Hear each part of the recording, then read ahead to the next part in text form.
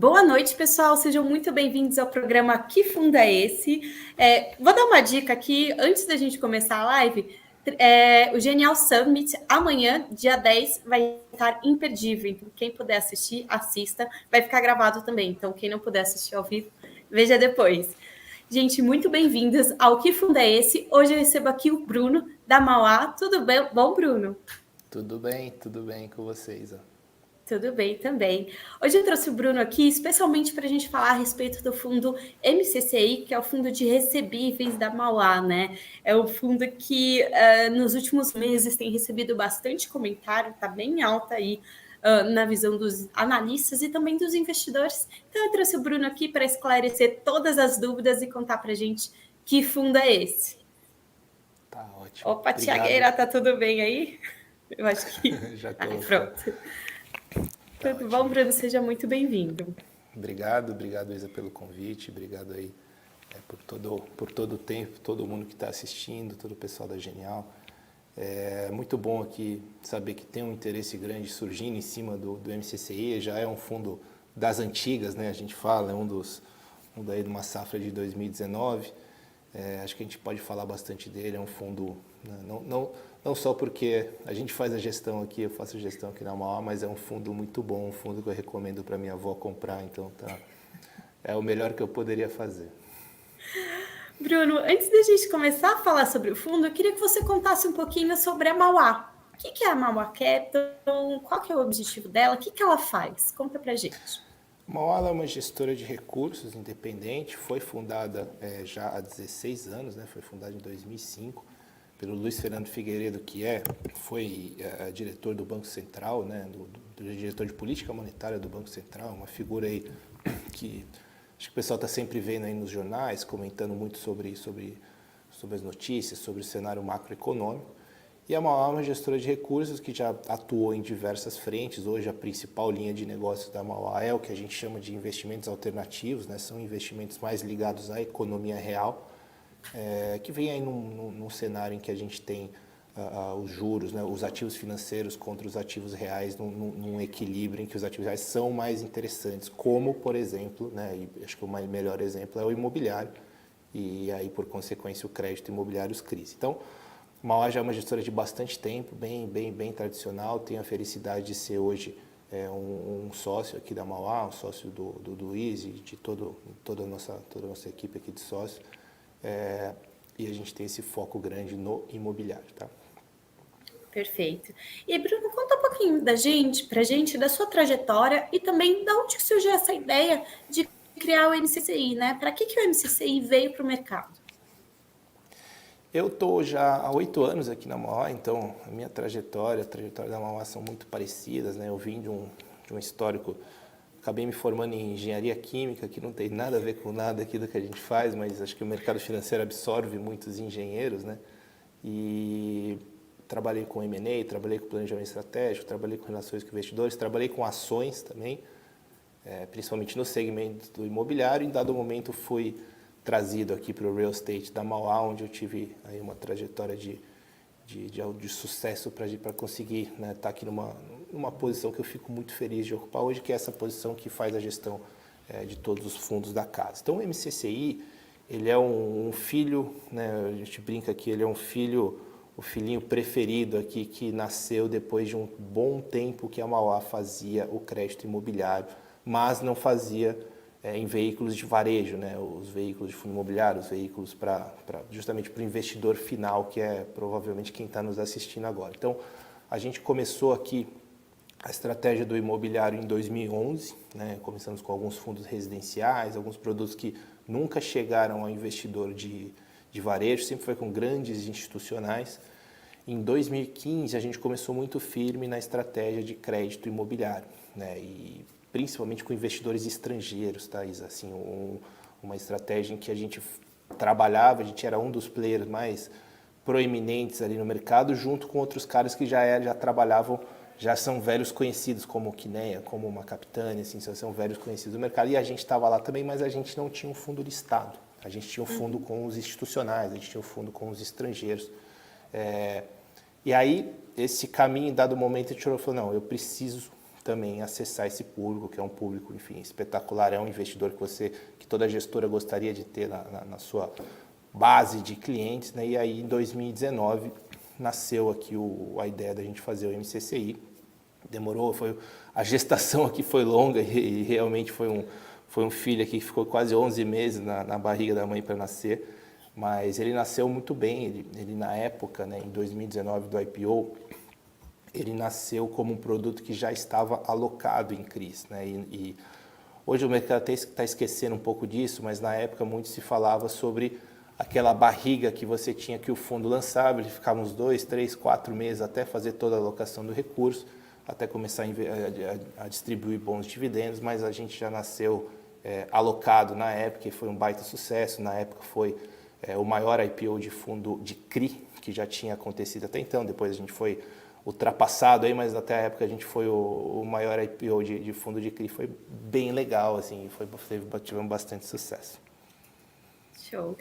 Tiagueira, põe na tela para a gente as principais informações do fundo antes de eu entrar nos detalhes aqui e questionar o Bruno, por favor. A internet está um pouquinho difícil. Pessoal, então o MCCI é o fundo, o IPO foi em dezembro de 2019, como o Bruno comentou. É um fundo de recebíveis imobiliários, tá? Foco principalmente em CRIs. O patrimônio líquido daí com 1,2 bilhões de reais, né? 1 bilhão 245 milhões, e a cota de mercado está bem próxima do valor patrimonial, tá? Dividendo dos últimos 12 anos está em 10%. Então, é um fundo com um retorno aí bem interessante, bem diferente do que os investidores estão acostumados, né? Hoje em dia a gente vê esse dividendo, mas são fundos que já estão um pouco descontados da patrimonial, que não é o caso, né? E é justamente o que eu queria que você explicasse para a gente, né? Como que vocês conseguem manter esse dividendo alto, sendo que o portfólio de vocês não é um portfólio considerado high yield, né? Pelos investidores em geral. Tiagueira, pode tirar, por favor? Não, obrigado, Isa. Acho que isso é o principal da nossa estratégia aqui. Acho que todo fundo de crédito ele tem que buscar geração de alfa para o seu cotista de alguma maneira, né? Geração de alfa seria justamente eu conseguir pagar um pouquinho mais frente ao risco que você está correndo. Porque se você recebe bem e você está correndo muito risco, ou você recebe pouco, mas você está correndo baixo risco, mas você pode estar recebendo bem, correndo um pouco menos de risco, né? Isso daqui, essa diferençazinha que o mercado gosta de falar que é o tal do alfa. E como é que você gera alfa dentro de um fundo de crédito? Não tem muito segredo, assim, tem basicamente 3 maneiras de você gerar alfa dentro do fundo de crédito, e sem ficar muito técnico, mas você vai operar a curva de juros, ou seja, eu vou encontrar quando o CDI vai subir, quando o CDI vai cair, e vou operar aquilo, ou eu vou ficar fazendo trading, ou seja, eu vou ficar comprando e vendendo CRIs e tentar comprar num preço menor do que eu vendo, ou uma terceira maneira, que é a maneira que a gente entende, sabe fazer, acho que se faz muito bem e aplica, que é você conseguir trazer para o seu papel remunerações que geralmente vazam no decorrer da criação do CRI. Tá? O CRI, assim, o que eu fico falando CRI aqui, mas é o recebível imobiliário, né? O CRI significa Certificado de Recebíveis Imobiliários, é uma dívida, é um financiamento, né? Pensa, você vai lá, compra um apartamento e você financia esse apartamento em várias vezes. No final de você é um mini CRI, né? Como se fosse. Então, e o fundo veículo FII CRI, ele é uma renda variável, uma casca de renda variável recheada de renda fixa, que são os CRIs. Então, cria uma dívida, ele tem um indexador, ele paga um juros todo mês, ele paga uma correção por inflação, ele tem características de dívida, ele né, um instrumento lastreado em cima de uma dívida. Mas aí, voltando àquilo que eu estava comentando antes, então, o fundo ele vai ter um comportamento de renda variável, né, o comportamento de cotas, mas ali dentro você tem veículos você tem papéis que estão pagando juros de renda fixa. E como é que você faz, né, para pagar um yield bom com um risco um pouco menor? No nosso caso, o papel ele é um instrumento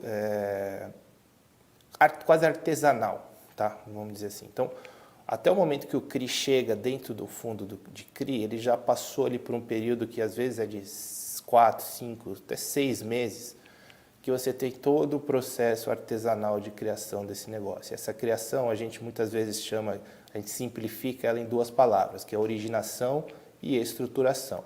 Originação nada mais é do que você bater na porta você olha um prédio legal na rua e fala, pô, quem é o dono? Deixa eu ver se já tem alguma alavancagem aqui. E você fala para o cara, pô, você não quer, né, fazer um CRI e me dar o seu imóvel como garantia?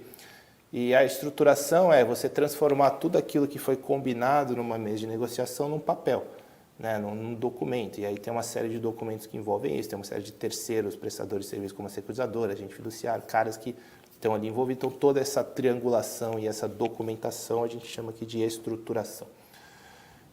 Geralmente isso daqui ele é feito por outros players de mercado, né? E aí o gestor ele pode ter uma postura mais passiva aqui, de simplesmente recepcionar as operações que lhe são oferecidas, né, através de bancos, boutiques, etc., e comprar o negócio já um pouco pronto, não se envolver muito com isso. Não é o jeito que a gente gosta, tá? Então o coração aqui da maneira de gestão da Mauá Capital, ela envolve uma originação e uma estruturação proprietárias, tá? Então o que eu quero dizer com isso? A gente está envolvido no detalhe do detalhe do detalhe do documento do CRI. A gente está envolvido diretamente com o tomador. Então eu sempre brinco, eu tenho aqui o WhatsApp de todo mundo que é devedor, e isso aqui não é brincadeira não, tá? De todo mundo que é devedor lá dentro do MCCI. E isso tem algumas vantagens, né? Obviamente a principal e mais nítida vantagem aqui é, muitas vezes eu tenho que pagar um FII de 2, 3, 4% para um banco, alguma coisa que originou uma operação. Se eu não tenho esse intermediário, eu tenho mais dinheiro sobrando na mesa, esse dinheiro ele se torna mais taxa, né? Quase que tão simples quanto isso. E tem umas outras vantagens muito importantes também, principalmente no aspecto risco, porque uma outra brincadeira que a gente faz é que você pega o devedor, vira de ponta cabeça e chacoalha, sempre cai uma garantia a mais que você pode pegar e colocar na sua operação. Então, quando você está ali, né, negociando, quando você está ali fazendo a reunião com o advogado, o call com o advogado, você está ali tratando do detalhe do documento, muitas condições que às vezes até para o investidor ficam um pouco nítidas, né? Ficam um pouco mais opacas, a gente vai lá e a gente briga por uma cláusula, a cláusula 13.7 diz aqui que são 5 dias, mas na verdade é melhor que sejam 3 dias, esse tipo de coisa, que aí no final do dia a gestão de crédito, do crédito estruturado, né, que é o que a gente faz, você realmente acerta ou perde ou ganha dinheiro na hora que você assina o contrato. Depois tudo na vida do contrato é só você garantindo que aquele dinheiro que você já ganhou vai entrar no seu bolso. Mas você acerta ou erra no momento que você faz o documento. Então tudo isso é muito importante. Então quando a gente passa por esse processo, na nossa crença aqui, a gente acredita que a gente sai com um papel mais rentável e menos arriscado, mas muito melhor estruturado. E eu acho que isso é reconhecido pelo mercado. Assim, a Mauá até... muita gente às vezes tenta comprar um CRI que a gente estruturou, ou liga para a gente e fala, mas me dá um pedacinho desse papel que você tem, que você está fazendo, porque o pessoal sabe que geralmente os papéis que a gente vai lá e enfia o dedo, eles acabam saindo com características melhores. E aí, para finalizar, duas consequências importantes disso que eu estou falando, é que o fundo ele acaba tendo um viés que a gente chama de road to maturity, ou seja, eu gosto de pegar o papel e casar com ele até o final.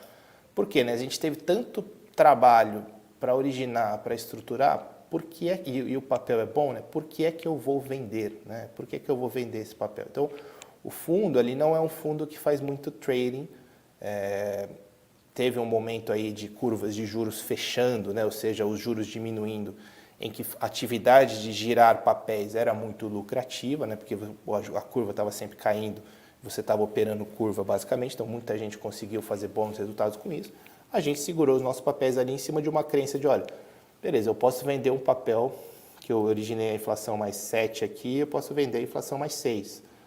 Mas aí eu vou fazer o que com esse dinheiro? Eu vou ter que aplicar no outro papel que provavelmente não vou achar um papel inflação mais 7, eu vou achar outro papel inflação mais 6, que é onde está o mercado nesse momento. Então eu estou só trocando rentabilidade futura por rentabilidade presente. E a gente não faz isso. Então hoje você vê que a gente preserva dentro do fundo papéis com bons yields, né, que a gente basicamente não girou nada. E nesse momento que a curva fica um pouco mais apertada, né, a atividade de trading fica menos lucrativa, a gente está ali bem estabelecido, com bons papéis, com baixo risco e com bom retorno. Então, acho que isso que, fechando o ciclo aqui, isso possibilita a gente estar posicionado aí hoje no que eu digo que é um retorno de middle to high risks e o risco aqui realmente é um risco high grade, tá? E eu vou voltar um pouquinho ali no ponto da estruturação, que é um ponto muito importante. Eu vou responder boa parte das perguntas que já estão aparecendo no chat, né? Então, basicamente, vocês fazem todo o papel de originação, que é você bater lá num possível devedor e perguntar se ele não quer crédito. Aí você faz todo o papel com ele de negociação de como você vai dar esse crédito, qual vai ser a taxa, qual vai ser o prazo, quais as garantias. E isso tem um custo, né? Porque afinal ninguém trabalha de graça. Eu acho que às vezes as pessoas falam, puta, tem que diminuir taxa, não vou pagar FII, não sei o quê, mas, gente, ninguém trabalha de graça, assim. Esses FIIs que normalmente, quando você não tem originação própria, a gente acaba pagando para um terceiro, como que ele funciona dentro aí do MCCI, né? Onde fica esse FII? Esse FII, ele é revertido para o próprio fundo ou vocês pagam dentro de casa? Não, ele é 100% dos FIIs, não é 99%, é 100%, ele vai para o MCCI, ou para o fundo que assim a gente vai comprar, que a gente tem diversos fundos aqui dentro de casa. Não existe aqui na Mauá, a gente só é remunerado por taxa de gestão e taxa de performance. Até a motivação aqui da gente ter uma taxa de performance desse motivo é justamente porque isso daqui é um valor que está sendo adicionado para o fundo. Enquanto a gente tem aí muita gente que cobra um FII para fazer, às vezes o FII é direcionado para a gestora, ou você tem um FII de estruturação que é pago para o banco, etc.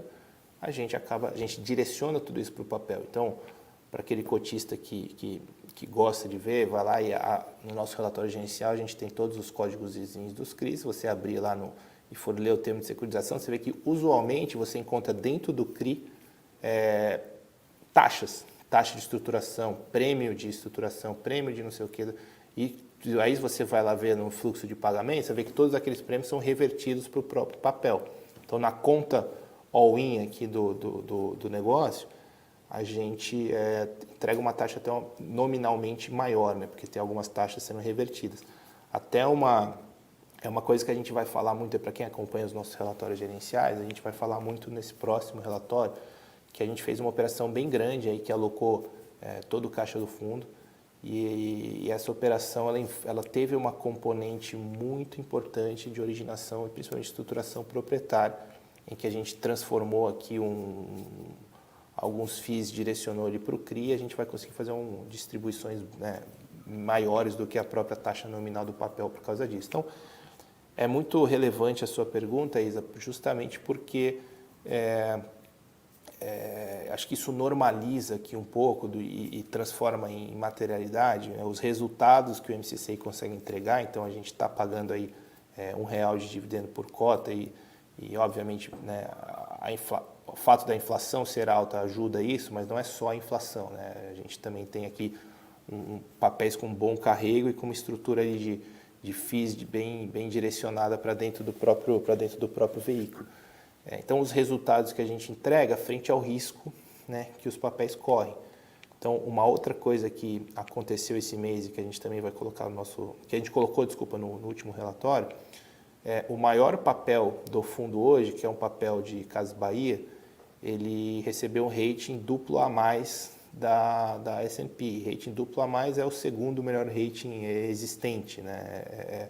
Inclusive, o cara fala no próprio relatório, que olha, esse papel poderia ser um triplo A, ele só não foi porque tem uma seguradora ali no meio que era duplo a mais, então ela acabou limitando ali para tudo, mas, ou seja, é um papel com o segundo melhor rating do mercado de risco de crédito. E é um papel que a gente carrega ali no fundo a inflação mais 7, um pedaço dele. Então, por quê, né? Qual que é a mágica aqui, né? Eu consegui fazer um AAA, inflação mais 7, isso na época que uma NTNB, né, o Tesouro Direto, estava 13%, 4%. Só a nível de elucidação aqui para a gente, quanto que seria a taxa, hoje você tem IPCA mais 7, quanto seria a taxa de um papel se você fosse comprar no mercado, naquela época que você estruturou o papel? Hoje, assim, a gente já recebeu propostas para esse papel de inflação mais 5,5%. Né? Acho que esse é um bom indicativo. Então, você tem Só para alguma coisa explicar ali para o que pessoal que está em casa, gente, quando a gente vende a taxa, quanto menor taxa eu vender, melhor para mim que eu vendo mais caro, tá? É um pouco inversa a conta, só para todo mundo ficar bem claro. É isso.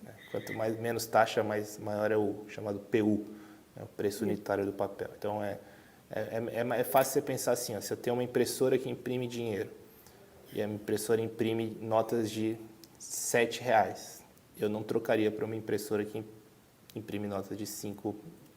Então, se o mercado hoje é de impressoras de nota de R$ 5 e a minha impressora imprime nota de 7, a minha impressora vale mais do que o mercado. Então, acho que essa é sempre inverso aqui. Quanto menor a taxa, maior o preço. Uma boa explicação, eu nunca tinha ouvido.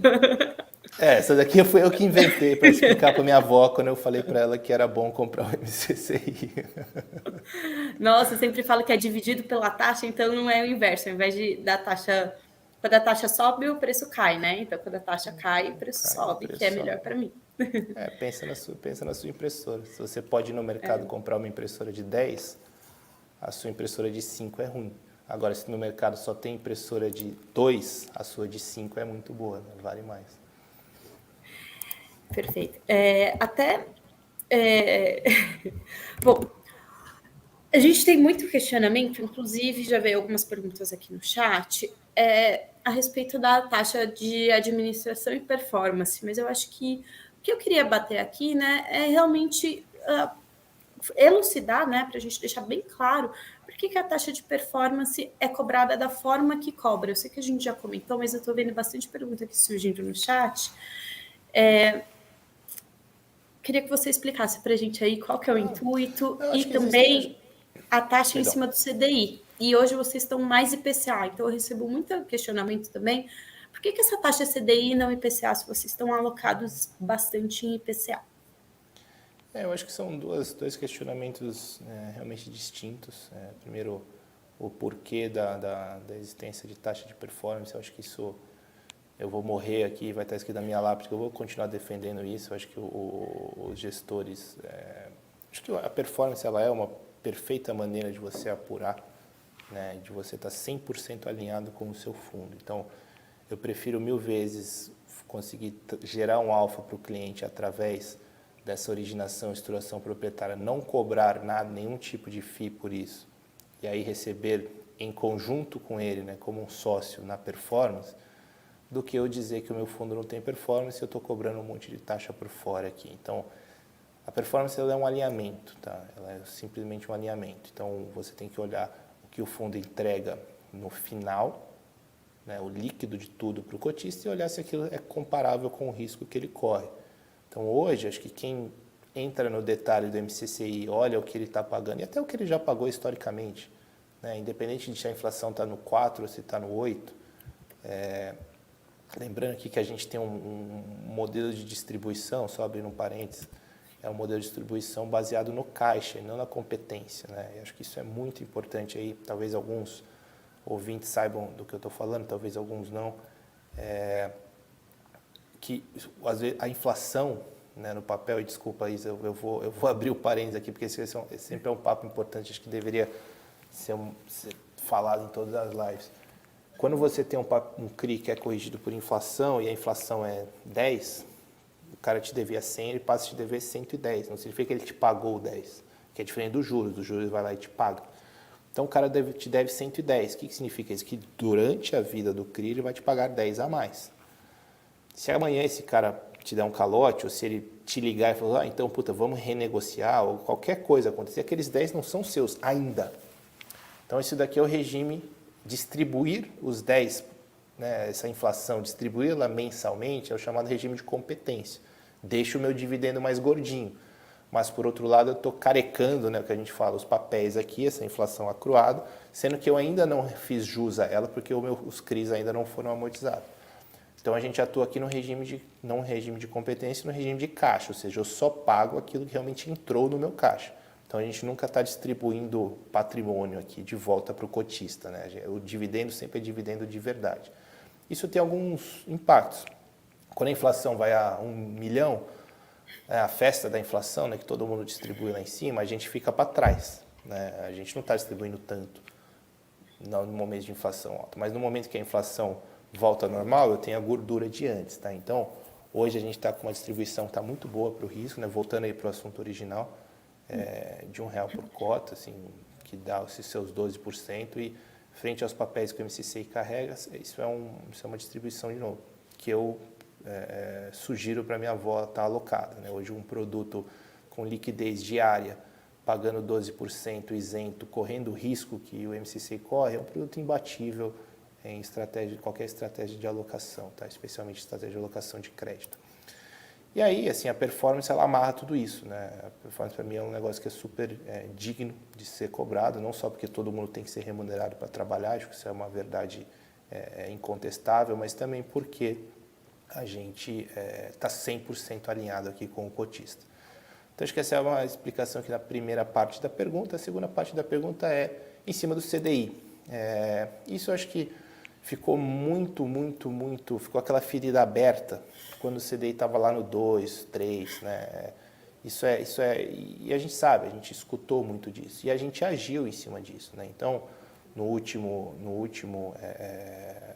última apuração de performance, que acontece semestralmente, a Mauá foi lá e abriu mão de quase 5 milhões de reais em performance, justamente que deu quase 50 centavos por cota, né? Uma coisa foi relevante, assim, né? Acho que ninguém rasga 5 milhões de reais aqui. Porque a gente verificou, né? A gente concordou que isso daqui estava um pouco descasado, a cobrança em cima de um CDI muito baixo frente ao Senado. Era muito fácil você bater o CDI, né? Então a gente foi lá e a gente disse que não era só CDI, era o equivalente àquilo mais 6%, né? Então a gente fez a conta ao contrário e abriu mão aí de uma parte relevante. Abriu mão mesmo, isso aí ficou para o fundo. Se a gente quisesse, teria vindo para a gestora. Então, eu acho que sim, acho que ficou a ferida aberta na época do CDI anormalmente baixo. Agora, na época do CDI voltando à normalidade, eu tenho certeza que esse tema ele vai arrefecer, tá? Ele vai até inverter em alguma época. O que aconteceu de verdade foi assim, falar, pô, mas você aloca em inflação e cobra performance CDI. Pô, mas peraí, você está reclamando que a gente fez uma alocação correta, né? Que foi a alocação à inflação. Quem escutou a gente conversando lá em 2019, me escutou falando o seguinte, falou assim, olha, o Banco Central ele vai ser reativo à inflação. O CDI só vai subir a hora que a inflação estourar para cima. Então, o CDI está artificialmente baixo, eu estou ganhando mais, e o segundo só vai subir depois que o primeiro subir, eu vou ficar em inflação. E foi super acertado, assim. Ter posicionado o MCCI como um produto que tem 90% de inflação foi uma estratégia ganhadora. Então, qual é o sentido do pessoal levantar a mão e fazer, puta, você está errado, você deveria estar aqui fazendo alguma outra coisa, pô, você acertou, isso não está certo. Então, por isso que eu digo que a performance, ela é uma maneira de você alinhar assim, interesses. Eu acho que ficou, obviamente, extremos são ruins em tudo. Quando o CDI estava artificialmente ali no 2, 3, a gente fez uma correção manual no negócio. E eu acho que agora, com o CDI voltando, provavelmente esse assunto fica um pouco menos em voga, essa é a minha opinião. Você fala, pô, mas por que CDI se o fundo é inflação? Se o fundo de CRI, ele é imobiliário. Imobiliário, gente, imobiliário é longo prazo. Imobiliário, os contratos, eu duvido que alguém tenha um contrato de aluguel aqui que seja indexado por CDI, é tudo inflação. Então, fundos de CRI tem que ser indexado à inflação, a sua maioria, tá? Eu não estou falando uma verdade, eu estou falando uma opinião, tá? Então, você sempre vai ter um componente de inflação maior. E aí, você fala, pô, mas a cobrança em cima do CDI. O CDI ele é o parâmetro da economia, ele é o parâmetro em que os fundos de crédito são analisados sobre ele. Os papéis de um fundo imobiliário, especialmente de um fundo de CRI, eles são marcados na curva, né? Com algumas poucas exceções do mercado, eles são marcados na curva e não a mercado, porque ele não tem tanta liquidez qual que é a ainda. diferença? Só antes da gente... Tem muita confusão, eu já tive que explicar para muita gente, assim... O que é marcar na curva e marcar no mercado? Marcar na curva é você sempre manter a sua cota patrimonial estável, independente de onde está a taxa de juros, onde é que está o tesouro direto. Tá? Marcar a mercado significa que todo dia tem alguém olhando para aquele CRI e fala, puxa, quanto ele vale? Ele vale 5, vale 6, vale 7, vale 1, vale 2, vale 3. Então sempre tem uma opinião ali de quanto vale aquele negócio, fazendo ajustes na sua cota patrimonial. Tá? Acho que essa Acho que essa é a principal diferença. E a performance ela é cobrada em cima da cota patrimonial mais a distribuição. Então, para fundos que são marcados na curva, uma cobrança de performance que fosse em cima do CDI seria estranha. E, ao mesmo tempo, para fundos que são marcados... para fundos que são marcados a mercado, me confundi aqui. Fundos que são marcados a mercado, uma cobrança em cima do CDI seria estranha para ativos indexados à inflação. Para fundos marcados na curva, qualquer outra coisa que não fosse um CDI, ela seria estranha. O que poderia acontecer? Falar, poxa, às vezes eu poderia estar tendo um desempenho péssimo, mas eu tenho aqui um IMAB, que é um equivalente aqui em inflação mais, que despencou, e aí eu vou lá e eu apuro performance só por causa disso, sabe? Eu fiquei estável e a minha referência caiu. Então acaba ficando um pouco injusto, o CDI ele é a principal referência econômica para isso. E aí muita gente fala, por que você não cobra performance em cima de inflação mais X? E aí eu também sempre trago os exemplos aqui de fundos que fizeram isso. Hoje o inflação mais X é muito, muito longe frente ao que o cara consegue originar. E aí a gestão vai embora. E aí o seu fundo fica lá, porque não tem gestor, ou porque o gestor não era remunerado o suficiente e foi abrir o outro fundo dele melhor. Então acho que é uma faca de dois gumes aqui, assim, é perigoso. Que eu sempre digo, a performance é um negócio que é alinhamento de interesses total. Tudo que você quer é ter o seu gestor fazendo decisões corretas e a gente deveria premiar as decisões corretas sempre e saber que se o fundo remunera mal a gestão, ele vai ser abandonado em algum momento. Isso eu concordo, eu acho que o pessoal vê isso muito pouco, né? Eu vou até fazer um parênteses, porque aqui tem o pessoal falando, a taxa de performance de 20% em cima do CDI é muito alta. Tem um comentário aqui.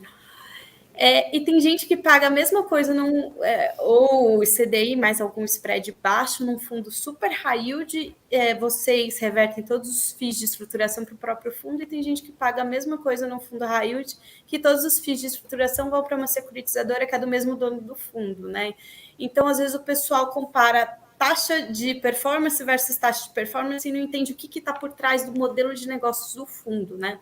Por isso que eu quis muito trazer você aqui, a gente abordou bastante as taxas, como é feito. E, gente, não adianta nada, ele pode diminuir a taxa de performance, aí ele tem todo o trabalho de originação, estruturação, gestão, e eu vou pagar mal essa pessoa. As pessoas boas acabam saindo, né? Querendo ou não, o mercado é líquido, o cara recebe uma proposta em outro lugar que vai pagar melhor e aí as operações vão ficando ruins para uma gestora. É ruim quando uma pessoa especialista sai, né? Você fica meio defalcado. Eu já visitei algumas gestoras, até aí eu imagino que seja igual, apesar de eu não ter ido presencialmente ainda por causa da pandemia. Tá convidada. Muito obrigada. Eu imagino que vocês são super short em pessoas, né? Então tem poucas pessoas, então vocês não têm... Se uma pessoa sair, vocês ficam defasados. Alguma coisa na operação acaba penando, né? Claro. Acho que, assim, o cotista ele tem que olhar o resultado líquido, né, do fundo, e tem que ver se ele concorda ou não com os princípios da gestão. E princípios da gestão envolvem muita coisa. Envolve que tipo de CRI é comprado, envolve se o fundo ele é um fundo mais puro sangue, ele é um fundo menos puro sangue. Então a MCC gosta de frisar que ele é um fundo de CRI puro sangue. A gente aquilo que eu falei, ele está em inflação, a gente está comprando os CRIs que a gente mesmo estruturou, a gente é dono da maioria dos CRIs, isso é uma coisa que eu até não frisei, mas é muito importante você ter mais do que 50% do CRI, porque em dado momento pode ter uma assembleia e é importante que você vote sozinho, né? Então, quando eu falei, tem o WhatsApp aqui de todo mundo que é o devedor, é porque ele sabe que o voto da Mauá é o voto que importa na assembleia de crise. Então, é importante ter, né, mais do que 50%. Ele tem um viés aqui de investir em CRIs, a gente investe muito pouco em fundos imobiliários, e os fundos imobiliários que a gente investe são só fundos imobiliários de CRI, né, justamente numa estratégia de diversificação de risco. Então, ao invés de eu ter várias pequenas operações de 5 milhões aqui, eu faço um cheque de 5 milhões num fundo que tem 30 operações lá dentro. Então, é uma estratégia pequena de diversificação de risco, mas também não é grande, nunca vai ser mais do que 10% do fundo. Então, assim, é um fundo de CRI puro sangue. O que a gente olha nos CRIs? A gente gosta de olhar muito a garantia imobiliária, a gente gosta de considerar uma operação estruturada aqui como uma operação high grade. porque ela vai ter não porque o nome é um nome super conhecido, aposto que a maioria dos devedores do MCCI a gente nem conhece, né? A maioria dos ouvintes não conhece, mas eu tenho certeza que os ativos, você passa ali na Faria Lima, você fala, esse daqui, você está indo para Cajamar, você fala, pô, é esse galpão. Então, isso é o que a gente preza, essa é a nossa filosofia. Ao mesmo tempo, voltando ao que eu estava dizendo, o Cotis tem gostado da filosofia de gestão do fundo, que envolve os CRIs que ela está comprando, envolve o tipo de fundo, envolve como é que o cara gera o tal do alfa, né? Como é que o cara faz com os FIIs, e também o que ele cobra. Tudo isso faz parte do kit de olhar para você e falar, pô, eu gosto ou não gosto, entendeu? E aí, acho que isso aqui está no pacote, o investidor olha o resultado líquido que ele tem, ele compara com o risco percebido que ele está passando naquele fundo. E ele toma a decisão aqui de compra ou não compra. Então, eu gosto muito aí eu já ouvi pessoas dizendo que o fundo do MCCI é caro e já ouvi dizendo assim, olha, coisa boa custa caro. Então eu fico feliz, assim, que bom. Eu não acho que a gente seja caro, eu acho que o retorno que a gente entrega aqui está muito bem ajustado, né? E está muito melhor do que o risco que é corrido. Então acho que a gente vai ter quem concorde, quem discorde, mas acho que esse é o conceito. Inclusive, eu vou abrir aqui para os comentários, estava lendo aqui, o FII Newspaper acabou de comentar exatamente isso. Enquanto a Mauá continuar entregando renda com segurança aos cotistas, performance está justa, o yield já é líquido das taxas, né? Que foi exatamente o que a gente comentou.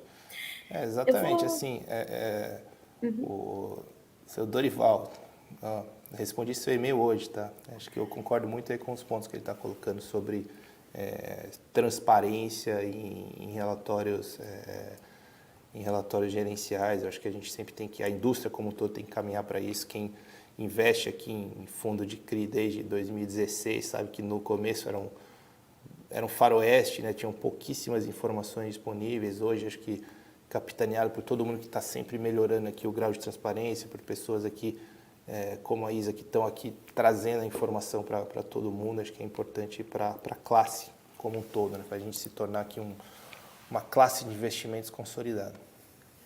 Esperamos, né? E cada vez educar mais o investidor. Bruno, eu queria abrir já para as perguntas. Algumas perguntas a gente já recebeu, mas tem uma pergunta aqui do Celso, que eu vou inclusive emendar as duas perguntas dele, que eu recebo muito esse questionamento, né? Ele está perguntando dos dividendos consistentes, né? Esse é um ponto que a gente pode passar muito rápido, porque a gente já comentou. Aí ele quer saber, após diminuir o IPCA, vocês vão mudar de estratégia, ir mais para a CDI? E com o IPCA sendo normalizado, né, indo aí para a meta do Banco Central, a tendência é diminuir os dividendos? Eu acho que é um questionamento que eu recebo muito, principalmente o que acontece com os dividendos quando o IPCA diminuir, né? Esses dividendos vão diminuir? Por que vão diminuir? Por que não vão? Conta pra assim, gente. Lembrando aquilo, o fundo de CRI, ele renda variável recheado de renda fixa. Essa renda fixa ela é inflação mais alguma coisa. Então, se a inflação sobe, a distribuição vai subir. O segmento de fundo de CRI está pagando bem agora. Por quê? Porque a gente está com inflação alta. É sustentável quando a inflação voltar para os 4%, né? Tomara que volte logo? Não, assim, é só você olhar como era a distribuição na época que a inflação era mais próxima de 4%. Então, eu acho que respondendo aqui o kit de perguntas, primeiro, a gente não vai mudar a estratégia para ser um fundo mais CDI, assim, não é a nossa, nós não estamos fazendo gestão de curva e gestão de taxas, a gente não está fazendo gestão de spread, de trading, a gente faz gestão de CRIs, a gente faz originação de CRIs, eu origino, se a escolha se é IPCA ou se é CDI, assim, eu juro para você, é o que for melhor que eu vou conseguir enfiar um pouquinho mais de taxa para o cara na outra ponta, assim, é só isso, porque muitas vezes o cara, ele não gosta de CDI, ele prefere IPCA, ele não gosta de IPCA, ele prefere CDI, essa é a decisão. E aí a gente vai vendo se a gente vai alocar muito CDI ou vai alocar muita inflação no fundo. Mas ele tem que ser um fundo, ele vai ser sempre um fundo que vai ter mais inflação, tá? Acho que como eu falei, é uma característica do mercado imobiliário. E aí, respondendo sobre comportamento de dividendos, a inflação caindo, o dividendo tem que cair, tá? Não tem mágica. Eu acho que o que o cotista tem que olhar são algumas coisas. Primeiro o que é o patamar. Um ponto, acho que específico mais, né, da gente, né? Como eu tinha comentado, a gente tem uma inflação ainda, tem bastante coisa acruada, né? Ou seja, os papéis eles estão gordinhos de inflação dentro do MCCI. Então, uma vez, mesmo depois da inflação baixando, a gente vai ter ainda algum tempo aí de um dividendo um pouco mais alto. Tá? Isso aqui é o que é do nosso caso e de eventualmente outros fundos que tenham essa inflação também acruada. Tá? Então, eu acho que esse é um pouco do cenário, Thaisa. Eu falei que ia fazer uma pergunta e fiz 3 no final, né, Bruno? Mas deu para responder tudo. O Phineas Paper está fazendo algumas perguntas bem interessantes aqui. E uma pergunta que eu adoro fazer, porque eu adoro conjuntura macro, eu sou economista, ele está perguntando aqui puxa, até perdi, mas ele estava perguntando qual que é a nossa visão, qual que é a sua visão para a conjuntura macroeconômica, né? Como torcedor ou como gestor?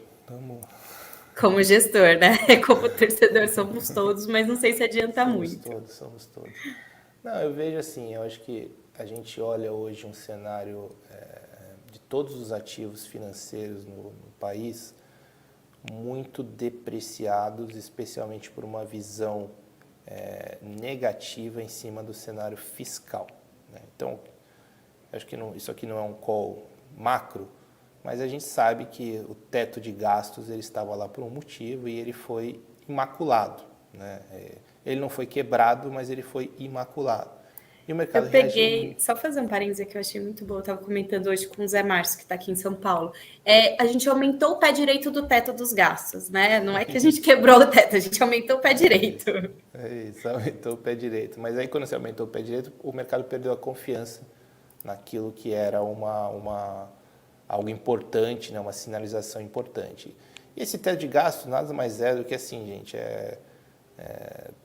todo mundo quando era pequeno que lembrava do pai falando assim, ó, não vai mais gastar dinheiro, você tem R$100 para gastar e você vai gastar, não vou deixar seu cartão de crédito estourar. Então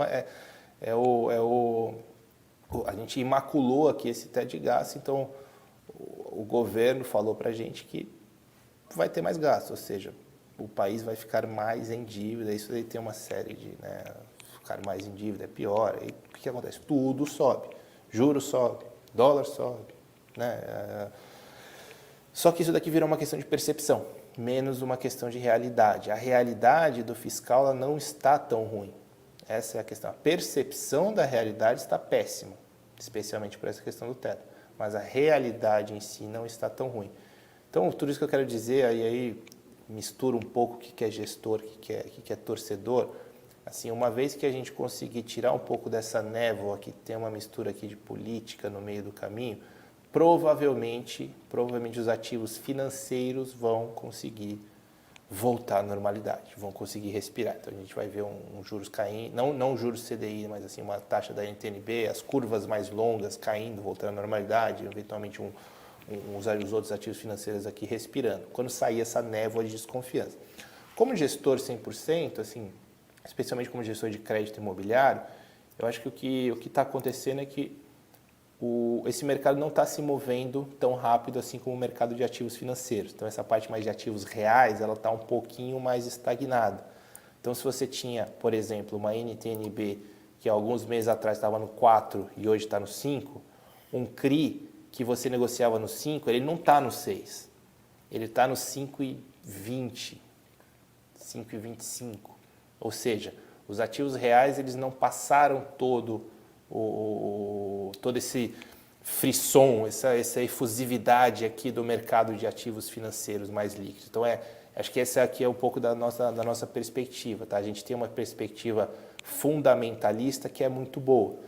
Só que ao mesmo tempo é uma perspectiva de expectativas que é muito ruim, né? Porque a percepção é muito ruim. Então a gente só aguarda o momento que a percepção vai colar mais na realidade que não está ruim. Então, enquanto isso, os ativos financeiros chacoalham que nem loucos. Os ativos reais chacoalharam muito menos. Tá? Acho que é por aí.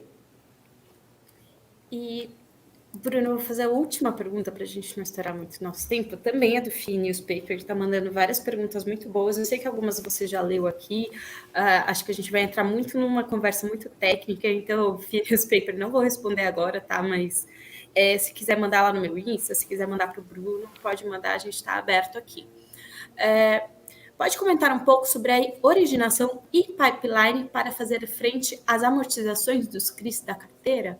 Né? E explicar um pouquinho por que isso é importante. Eu acho que muita gente não se atenta à questão de amortização, por que às vezes o fundo tem caixa ou não, né?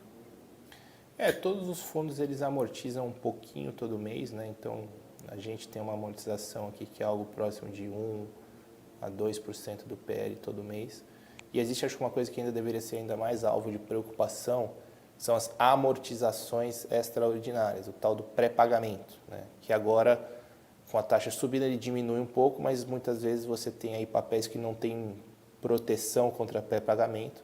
Isso é mais uma daquelas coisas que na estruturação é importante você ficar ligado, e a gente, aí, a grande, extrema maioria dos nossos papéis, eles têm proteções fortíssimas contra pré-pagamento, mas alguns papéis não têm. Significa que o devedor pode chegar algum belo dia, te ligar e falar assim, olha, amanhã o dinheiro está chegando na tua conta e você tem um buraco ali de 50 milhões de reais, 100 milhões de reais no seu fundo para fazer uma alocação. Isso é muito ruim. Felizmente, a gente está um pouco mais protegido sobre isso. Então, o que a gente tem mesmo são essas amortizações pequenas aí, que isso daqui é super calibrável, tá? Você tem basicamente duas soluções para isso. Ou você espera alguns meses até formar um bolsão de uns 20, 30, 40 milhões de reais, que aí é um bom CRI, e aí você já está vendo que isso vai acontecer. Então a gente já começou o trabalho de originar um CRI de 40 milhões de reais em 4 meses, há 4 meses atrás. Passa 4 meses, quando eu tenho 40 milhões, eu liquido, a gente casa. Então isso daqui é um pouco do trabalho artesanal aqui de você fazer essa gestão do caixa no dia a dia. Uma outra coisa que também acontece, a gente gosta de usar muito esse mecanismo, é fazer CRIs com várias séries. Então, por exemplo, eu vou lá no cara, o cara tem um prédio de 100 milhões de reais, eu falo, poxa, eu posso te dar 50 milhões. Eu, cara, mas eu não quero 50, eu quero só 20. Tá bom, então a gente faz uma série de 20, mas já deixa tudo montado, me dá o prédio inteiro como garantia, que aí mês que vem, se você quiser mais 10, você pega mais 10, aí depois mais 10, até chegar nos 50. Então aí são mini CRIs, que vão acontecendo de uma maneira muito mais ágil e é uma maneira inteligente da gente fazer essa alocação das amortizações. Perfeito. Eu vou fazer a última pergunta, que é uma pergunta que eu sempre gosto de fazer, só para a gente não estourar muito nosso tempo aqui. Queria saber um pouco o que você está vendo de futuro para o MCCI, né? Qual que é o plano de vocês da Mauá para o MCCI daqui 1, 2, 3 anos? Perfeito. O MCCI, ele, como eu falei, ele é o filho favorito aqui da casa. Acho que a janela de captações aí do mercado, ela hoje está mais difícil, né? O mercado está um pouco mais arisco, um pouco menos líquido. A gente pretende dar todo o carinho do mundo para esse fundo, a gente pretende seguir aí hoje, né? Acho que a informação vai sair nos relatórios gerenciais, mas o fundo já está com 100% do seu patrimônio alocado. A ideia é que a gente continue cuidando com muito carinho, tem uma equipe de 18 pessoas ao todo que fica olhando, né, para a gestão de CRIs. E assim, fazer pequenas alocações, que justamente virão por causa das amortizações. A gente não tem essa característica de trading e não pretendemos ter nesse momento. E aí, à medida que o mercado nos autorizar... Aqui está. Opa, perdão. À medida que o mercado nos autorizar aqui e a gente tiver janelas de emissões abertas, a gente faz o fundo crescer. Perfeito. Bruno, eu queria agradecer muito. Você deu uma aula aqui pra gente, então eu acho que quem não entendia nada de CRI está saindo sabendo bastante. Quem não sabia nada de MCCI está saindo entendendo o que é a gestora, o que eles fazem, né? Que eu acho que muita gente investe só olhando pelo dividendo. Então, entender um pouco mais como analisar o fundo.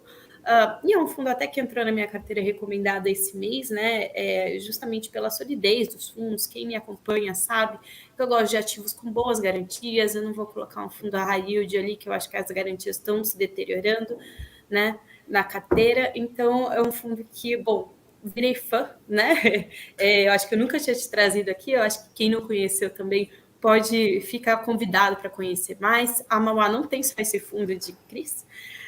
Quem sabe a gente faz uma live aqui em breve sobre os outros fundos. Vamos, né? A gente tem que falar do Hedge Fund, é um produtaço. Vamos conversar, vamos ficar aí, vamos ver se a gente consegue encaixar aí no próximo mês, vamos combinar a agenda. Acho que é um fundo também super interessante, ainda mais nesse momento que fundos imobiliários estão caindo, tem muita gente reclamando, acho que é um ativo aí que dá para o gestor, né? O hedge fund, ele pode investir em diversos ativos, ele não fica restrito só a papel ou só a tijolo, né? Pode investir em ações, etc., e dar um fôlego a mais ali para o gestor no momento de crise, como que é o que a gente está vivendo agora, né?